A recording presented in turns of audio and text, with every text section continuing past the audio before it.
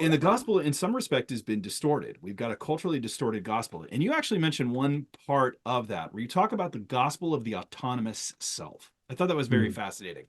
What is the gospel of the autonomous self?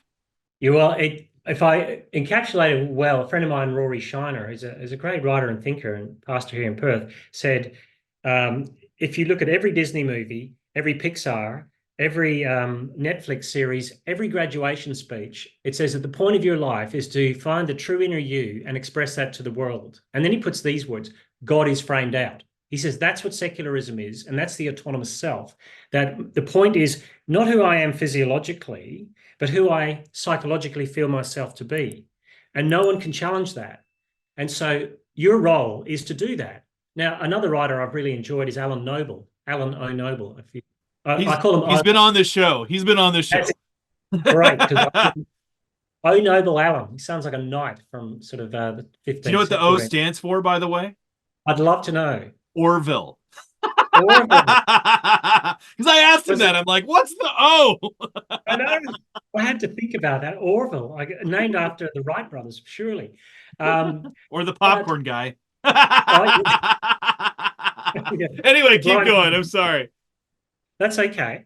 And what Alan Noble says, and Tim Keller says this as well, is that the autonomous self, when you pull that lever and it works, it's great. But when you pull that lever and it breaks off in your hands, you've only got yourself to blame. And Taylor Swift, who's been in Sydney and Melbourne this last few days, disrupting with her biggest crowd ever, right? She had her biggest crowd ever, but not the biggest crowd in Melbourne history, right? That was Billy Graham. Billy Graham. Yeah.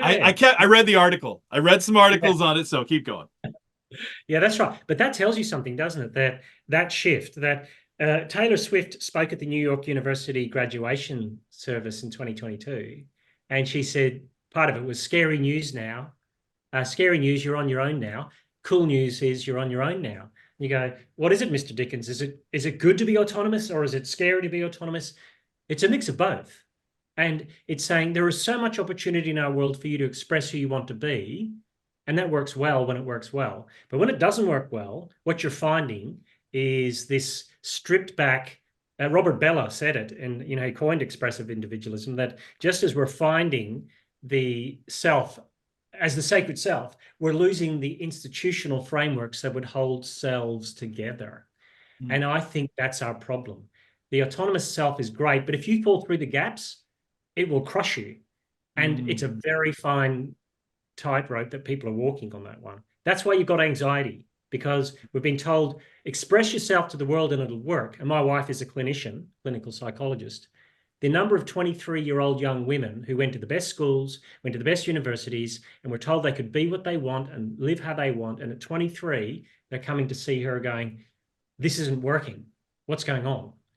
That's off the charts among the 18 to 34-year-olds, at the very cohort that does not have a Christian framework at all.